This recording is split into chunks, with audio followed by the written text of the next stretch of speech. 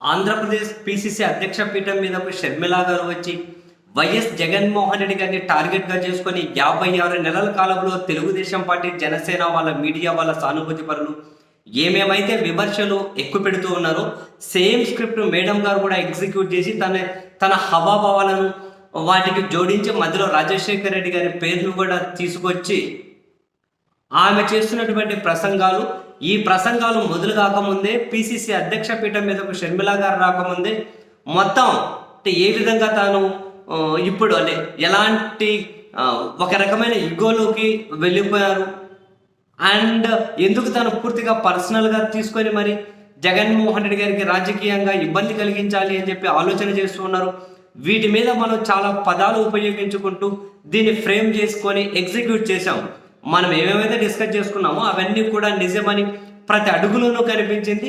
And Sharmila గారికి రాజకీయంగా కూడా దగ్గరగా ఉండిన కొండా రాఘవరెడ్డి అనే పెద్ద మనిషి షర్మిలాను ఆంధ్రప్రదేశ్ పిసిసి అధ్యక్ష పీఠం మీదకి తీసుకురావడం వెనక 100 కోట్ల రూపాయల డీల్ జరిగింది. అది చంద్రబాబు నాయుడు గారితో అవసరమైతే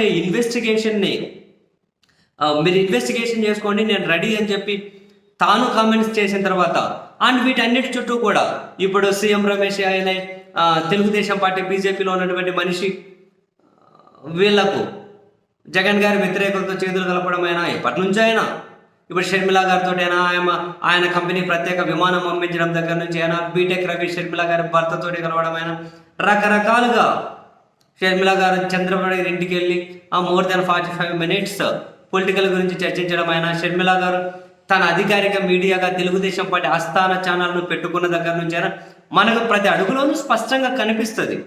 డెఫినెట్లీ ఒక స్క్రిప్టులో భాగంగానే షర్మిల గారి ఎగ్జిక్యూషన్ జరుగుతూ ఉందని చాలా ఈజీగా కనిపిస్తుంది.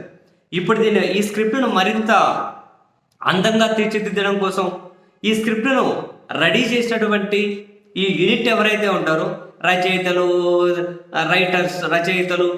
డైరెక్టర్లు, ప్రొడ్యూసర్లు, ఈ యూనిట్ ఎవరైతే ఉంటారో వీళ్ళు కడప జిల్లాలో జగన్మోహన్ రెడ్డి గారిని మరింత అసహనానికి గురి చేసి అండ్ కడప జిల్లాలో వైఎస్ ఫ్యామిలీలో జరిగే రాజకీయ పరిణామాలను రాష్ట్ర వ్యాప్తంగా కూడా ఎలుగెత్తి చూపిస్తూ అసలు సొంత జిల్లాలోనే సొంత కుటుంబంలోనే జగన్మోహన్ రెడ్డి గారికి మద్దతు లేదు అని చిత్రీకరించి నెక్స్ట్ ఎన్నికల్లో జగన్ గారిని ఎదుర్కోవడం కోసం కూడా ఇది కూడా ఒక ఆయుధంగా వాడబోతున్నటువంటి ఈ యూనిట్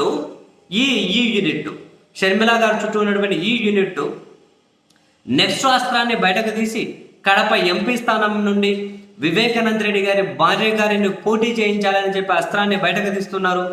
అండ్ తాను తెలుగుదేశం పార్టీ నుంచి పోటీ చేసిన, కాంగ్రెస్ పార్టీ నుంచి పోటీ చేసిన, ఇన్ని రోజులు మనం చేస్తున్న విమర్శలు నిజమే, వీళ్ళ వెనకల చంద్రబాబు నాయుడు గారు ప్లస్ వాళ్ళ టీం ఉంది అనే విమర్శలు నిజం అని చెప్పి జనాలు కూడా అనుకుంటారు. కాబట్టి దాన్ని మరింత అందంగా ట్విస్ట్ చేసుకుంటూ వివేకానంద రెడ్డి గారి కుమార్తెను కడప ఎంపీ సీట్ నుండి ఇండిపెండెంట్గా బరిలోకి దించి అండ్ తెలుగుదేశం పార్టీ, కాంగ్రెస్ ఆమెకు బయట నుంచి మద్దతు ఇవ్వడం ద్వారా కడప జిల్లాలోనే ఇదంతా వైఎస్ కుటుంబంలో రాజకీయ పొలిటికల్ గేమ్కి తెరలేపి రాష్ట్ర వ్యాప్తంగా కూడా ఇంపాక్ట్ పడే విధంగా Telugu Desam party media, social media next ఇంకా ప్రొజెక్షన్ అనేది స్టార్ట్ కాబోతుంది. ఇప్పుడే అయిపోలేదు. ఇప్పుడు జగన్మోహన్ రెడ్డి గారిని ఎదుర్కోవాలి అంటే ఆయన చేసిన పరిపాలనలో లొసుగులు, తప్పు చేశారు, కరెక్ట్ చేశారు, ఇవన్నీ అస్త్రాలు కాదు. ప్రధానంగా మనకు కనిపిస్తున్నది కుట్రలు, కుతంత్రాలు, కుటుంబంలో గొడవలు, కుటుంబ సభ్యులను ప్రయోగించడం, మొత్తం ఇవే కనిపిస్తూ ఉన్నాయి. కడప జిల్లా వేదికగా ఇవి మరింత పతాక స్థాయికి వెళ్ళబోతూ ఉన్నాయి. ఇక్కడ మనం నోట్ చేసుకోవాల్సిన విషయం ఏంటి అంటే అదే జరిగితే వివేకానంద రెడ్డి గారి భార్య గారు కనుక కడప నుంచి కనుక పోటీకి దిగితే అదేమి కొత్త కాదు, వింత కాదు.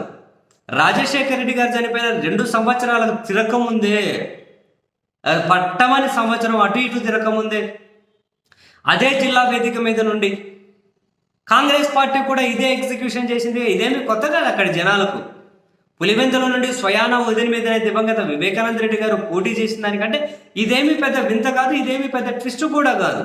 ఇది అసలు అది కానే కాదు. పోనీ వాళ్ళకి పాజిటివ్గా ఫలితాలు వస్తాయని అంటే నాకున్న అవగాహన ప్రకారం హైలీ ఇంపాసిబుల్. మీరు నోట్ మై పాయింట్. వాళ్ళ కోసం అక్కడ ఏజెంట్లుగా పనిచేసే వాళ్ళు కూడా బయటకు వస్తారు. ఏజెంట్లుగా పనిచేసే వాళ్ళు కానీ సిద్ధపడతారని నేను అనుకుంటలేను. అలా ఎవరైనా కావాలన్నా తెలుగుదేశం పార్టీకి సంబంధించి ఎవరైనా ఉంటే వాళ్ళే పని చేయాలి. అందులో అయితే నో డౌట్. కారణం ఏంటి? వైఎస్ అనే బ్రాండ్ను కాపాడడం కోసం, వైఎస్ అనే ఆ లీడర్షిప్ క్వాలిటీస్ని ఇన్హెరిట్ చేసుకొని దాన్ని అలాగే రిటైన్ చేసి కంటిన్యూ చేయడం కోసం వైఎస్ జగన్మోహన్ రెడ్డి అనే ఈ వ్యక్తి మోర్ దాన్ 12-13 ఇయర్స్ నుంచి నిరంతరం ఫైట్ చేస్తూనే ఉన్నారు. అండ్ తనను జైల్లో పెట్టిన తర్వాత కూడా 2014 ఎన్నికల్లో బ్రహ్మాండమైన మెజారిటీతో అధికారంలోకి ఏమీ రాలేదు తెలుగుదేశం పార్టీ. చాలా చాలా తక్కువ డిఫరెన్స్ తోటి అధికారం దక్కించుకున్న, అటు సైడు జనసేన, ఇటు సైడు బీజేపీ ఇద్దరిని కలుపుకొని ఆ తర్వాత వైఎస్ఆర్ కాంగ్రెస్ పార్టీని నిర్వీర్యం చేయడం కోసం, ఆ పార్టీని చీల్చేయడం కోసం 23 మందిని చేర్చుకున్నా కూడా ఎక్కడే కూడా మొక్కవని దాన్ని ఎక్కడే కూడా ఆత్మవిశ్వాసాన్ని దెబ్బ తీసుకోకుండా, ఎక్కడే కూడా భయపడకుండా నిత్యం జనం మధ్య ఉండి ఆంధ్రప్రదేశ్ చరిత్ర చూడనటువంటి అంతటి బ్రహ్మాండమైన విజయాన్ని తన ఖాతాలో వేసుకొని రాజశేఖర్ రెడ్డి గారికి నిజమైన వారసుడు అనిపించుకున్నటువంటి జగన్మోహన్ రెడ్డి గారు he's already proud. And YS కుటుంబం కూడా జగన్మోహన్ రెడ్డి గారి వైపే ఖచ్చితంగా ఉంటుంది. మెజారిటీ ఇప్పుడు కూడా ఉంటుంది కూడా. మరి వీళ్ళందరూ కూడా వాళ్ళ కుటుంబంలో నుంచి వాళ్ళను ప్రయోగించి ఏం సాధిస్తారు అంటే వెరీ సింపుల్, జస్ట్ ఒక అసహనానికి గురి చేయడం అంతే. అది ఆయన అసహనంగా ఫీల్ అయితే అసహనానికి గురి చేయడం, లేదు జనాన్ని కూడా ఒక అసహనాన్ని కలిగించడం, ఏందబ్బా వీళ్ళు అనే ఒక ఫీల్ కలిగించడం కోసం ఆ పని నిరంతరాయంగా Telugu Desam party media, Telugu Desam party social media, వాళ్ళ విశ్లేషకులు, జాతీయ అంతర్జాతీయ అంతరిక్ష మేధావులు నిత్యం అదే పని మీద ఉంటారు. జస్ట్ మీరు చూస్తూ ఉండండి. అంతకుమించి ఏమో జరుగుతుందని చెప్పి నేనైతే అనుకుంటలేదు. పైపెచ్చు రాష్ట్రంలో ఇలాంటి రచ్చ జరగాలని, జగన్మోహన్ రెడ్డి గారికి వ్యతిరేకంగా ఇలాంటి ప్రచారం జరగాలని, అసలు జగన్మోహన్ రెడ్డి గారిని అసహనానికి గురి చేయాలి అనే ఎత్తుగడతోనే కదా షర్మిల గారిని ప్రయోగించింది. అండ్ అలా అసహనానికి గురి చేయడంతో పాటు షర్మిల ఫ్యాక్టర్ కనుక వర్కౌట్ అయితే 2-3% జగన్కి వచ్చే ఓటు బ్యాంకుని చీల్చగలిగిన మనకు ఉపయోగపడుతుంది అనేది వాళ్ళ ప్లాన్. మరి ఆ ఓటు బ్యాంకు ఎంతవరకు సాధించగలుగుతుందో మనం ఈ 15 రోజులు రాజకీయాన్ని చూస్తే మనకు అర్థమవుతుంది. అది వేరే విషయం అనుకోండి. ఈ 12 రోజులు రాజకీయాన్ని చూస్తే ఎంతవరకు సాధించగలుగుతారు అని. అండ్ అసహనానికి గురి చేయడం అంటారా, ఆ ట్రయల్ అయితే జరుగుతూ ఉంది. ఆ క్రమంలో ఇంకా దారుణమైన పదాలు ఆవిడ చేత వీళ్ళు పలికించబోతూ ఉన్నారు. Note my point by putting double inverted comers, note my words. మరింత దారుణమైన పదాలను ఆమె నోటి నుంచి పలికించబోతున్నారు. ఇదైతే నిజం.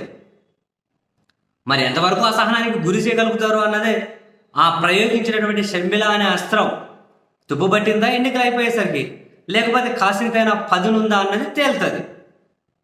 షర్మిలను ప్రయోగించిన ఉద్దేశమే ఇదేమీ కొత్త కాదు, నాకేమీ పెద్ద వింతగా కూడా అనిపిస్తలేదు.